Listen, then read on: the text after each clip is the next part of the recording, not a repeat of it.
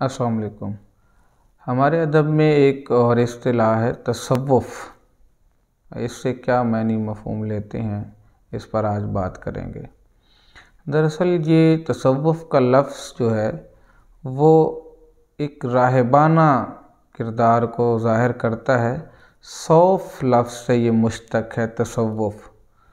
ये ऊन के खुरदरे लिबास को कहा जाता था, जो कि पुराने अदवार में यानी इस्लाम आने से कबल ईसाइयों के जो पादरी होते थे वो ऐसा लिबास पहनते थे, या उनके जो दुनिया से बेरग़बती दिखाने वाले लोग होते थे वो ऐसा लिबास पहनते थे।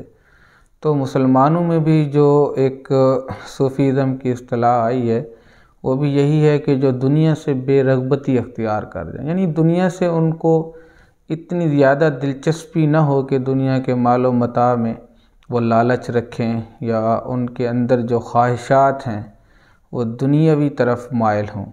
वो ज़्यादातर इश्क़ हकीकी की तरफ माइल होते हैं और सिर्फ़ अल्लाह ताला को ही अपने दिल में जगह देते हैं, अल्लाह की रज़ा को ही अपने दिल में जगह देते हैं।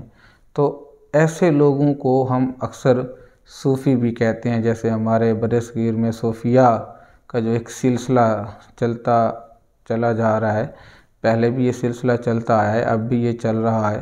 तो हकीकी इसका मफ़हूम यही हम लेंगे कि जो लोग दुनिया को ज़्यादा तवज्जो न दें, दुनिया से ज़्यादा चाहत ना रखें, मोहब्बत ना रखें, और आखिरत और इश्क़ हकीकी यानी अल्लाह की ज़ात से इश्क़ को तरजीह दें, तो ऐसे लोगों की बात का ज़िक्र हो रहा हो तो हम कहते हैं कि यहाँ तसव्वुफ़ की इस्तिलाह इस्तेमाल हुई है।